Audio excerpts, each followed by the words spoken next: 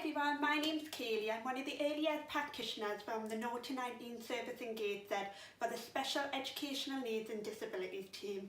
Today I'm going to be talking to you about strategies and resources that may be useful for children that are displaying some challenging behaviour. So I hope you find this video useful.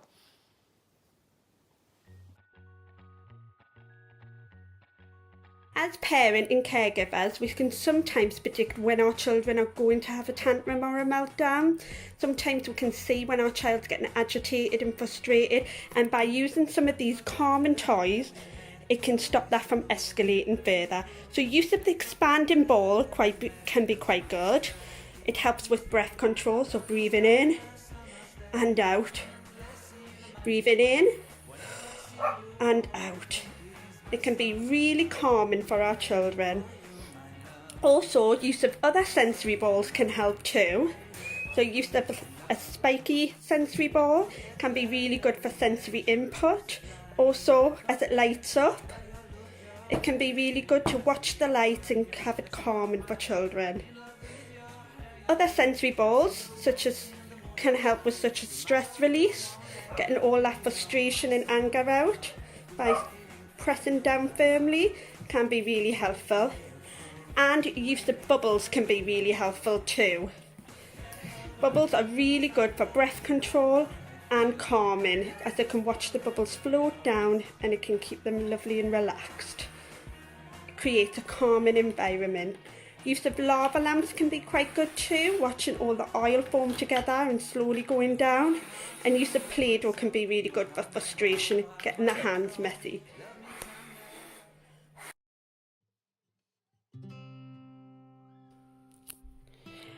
Some children with additional needs may have communication and language difficulties. They may be non-verbal and have difficulties with their understanding or struggle to express what they're wanting. So use of visual boards can often help, as this allows the children to see what's happening next, as some children don't like change and they don't like the unexpected. So by seeing what happens next, it eliminates the unexpected for them, and it might calm them down in wanting to do the activities with you. Also, by having each job individually, it helps them not think about the task as a whole. So for example, if you want them to get ready to get out for school, instead of saying, come on, get ready, let's go have your breakfast, let's go out for school, which is a lot for a child to take in, doing the individual task helps them focus on that individual job rather than the whole thing as one. And when they're done, they can either pull them off, or you can have one like this where they can tick them when they've done the task, or they can put a sticker on. Now, you don't have to have this all singing, all dancing, laminated routine boards. You can make them yourself. You can draw them, or you can cut out magazine pictures and stick them on a piece of paper. Anything that's going to work for you as a family, but having that visual prompt does help with a child's understanding. Also, if a child has a topic that they're really struggling with, such as getting the hair cut, brushing their teeth, toilet training, knowing who a stranger is, knowing not to hurt people, not to hit people if they get frustrated that way, use of social stories can be really helpful. It helps get the message across, but it's also in a simple way for them. So it's just a picture with a few lines, and the more that you read the story with the child, the more it helps with their understanding. And by having a social story, you can even make it personal by putting their name on if you want to, but by having a social story, it also prompts an interest in them as well. So by looking at the story, they might start to become interested in the topic that you're wanting them to learn more about. Also, some children find it really hard to express how they're feeling, and us as parents and caregivers, we're not always mind readers, and it can be a bit difficult to know exactly how your child is feeling or why they're feeling that way. But again, having something visual that your child can point at to tell you exactly how they're feeling can help. You can even have a little peg where they can clip it on at the side to make it more interesting, so they can tell you exactly how they're feeling. Use of a moon band is really good. So what they do is the child will put the moon band on their wrist, and if they're not feeling okay, they can put it on the red side there, which I say not okay. And us as parents-in-law to give them a little bit more space, give them time to calm down, or even get the calming toys that we were talking about earlier out. But if they're feeling okay, they can flip it to the other side and let us know that they're feeling okay, and we know that they're in a good mood, that we can approach and we can ask them to do a task and they're in an absolutely fine mood. It lets the children know exactly how they're feeling, how to express how they're feeling without having to say it to us. Sensory. Some children may display behaviours due to their sensory need or their sensory processing. This is not their fault and they cannot help this behaviour. However, there are some strategies that can help support and manage these behaviours. Hypersensitive. A child or adult that is hypersensitive may be sensitive to noise, sensitive to light, sensitive to touch and sensitive to smells. When out in a busy surrounding, a person who is hypersensitive may act distressed or have a meltdown or tantrum. This is due to them experiencing sensory overload. Things that can help when your child is having sensory overload. Use of a giant cardboard box or a tent or den can be helpful, as this allows the child to go to their own personal space and allows them to shut off from their overstimulating environment. Looking out for a quiet room. Some places now have quiet rooms available when out and about to allow children to calm down from their sensory overload. If you can't find a quiet room, just taking your child to a quiet area can help. Use of ear defenders are good, as it can help drown out some of the noise and make it less overbearing for the child. Use of fidget toys can be useful, and electronic devices as a good distraction from the busy environment around them. Hyposensitive.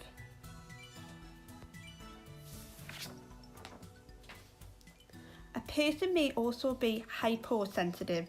These behaviours may include not being able to sit still for long, getting close into personal space, have non-food items in their mouths, always moving, pacing and can't keep still, and always fidgeting.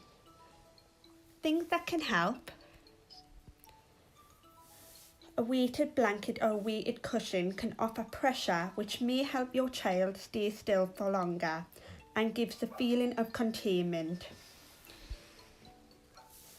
Fidget toys allows them to sit and they can still fidget, and it can help give better concentration. Water play. This is a good sensory activity for sensory input. Use of a trampoline can be good, it helps burn off energy. And sand play can be really good, as it is good sensory input and good texture feeling. And use of Play-Doh is really good for stress release. Also, things like wobble cushions and sensory necklaces can be good for sensory input too. So we're going to demonstrate some sensory activities that you can do for your sensory routine board at home for your children to get the sensory input that they're seeking. Now this is a really good one. It doesn't cost a lot of money to do. All you need is corn flour and water. So we're going to pour a little bit of corn flour into the bowl. Keep pouring it in. I say a little bit of corn flour. We're going to pour a lot of corn flour in the bowl. Lots and lots. That's it. And then we're going to put a tiny bit of water in. Just a tiny bit. That's it. And then we're going to mix it around. You can use a spoon or you can use your hand, whichever you prefer. And you're just going to mix and mix until you get the right consistency. So this is the type of texture that you're wanting to get. It looks a bit gooey, however, once they get their hands in it and they press down and they pull it up, it's almost like dipping like quicksand at the bottom. It pulls you in, and then when you lift it up, it goes all runny, and if you sit still with it, it just drips off your fingers, so it gives a lovely feeling of texture, so it helps with those hypersensitive children that are seeking that sensory input. You can do this with pans, cups, spoons. You can even encourage imaginary play with it. It's also good for their hypersensitive children too, that don't like to get their hands dirty. This could be a step forward to try and encouraging them to feel the different texture. This is a good activity for you to do at home with parents. As I say, it is reasonably cheap to do. It's just corn flour and water. Quite easy to do once you get the hang of it, and it's just getting that texture right. You can always add a little bit more water in if you need to, or add a little bit more flour in if you need to, just to get that right texture. But it's really good for sensory development. Shaving foam activity is another good sensory activity. Making sure that you're using a sensitive shaving foam, and always test a little tiny amount on the back of the child's hands 24 hours before doing the activity, just to ensure there's no allergies. But allowing them to get their hands dirty, squidging it, is a really good sensory input activity, and it's good for children's sensory development. Pretty much like glue, it's the same thing, but it's a good alternative for children to do. If you have a child that is visually impaired or partially sighted and you're wanting to help with their development, such as learning body parts and numbers, use of sensory play with the shower gel, or even an organic bar of soap, as long as you're using sensitive ones, and you always do a patch test on the back of the child's hand before doing.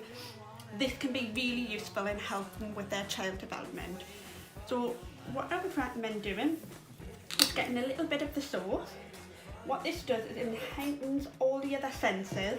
So by placing like on the thumb and then singing like charmy thumb, and then moving on to things like Peter Pointer, Peter Pointer. This helps learn the child all the different fingers. They can smell it and they can feel the touch. It enhances their senses. You can also do this with numbers. So you can see 1, 2, 3, 4, 5. It's a great way to support their learning by using a sensory activity. You can also do this with other body parts, such as putting a bar soap next to the eyes, on the nose, on the mouth, to learn the other parts of the body. Thank you for watching. I hope you found that useful.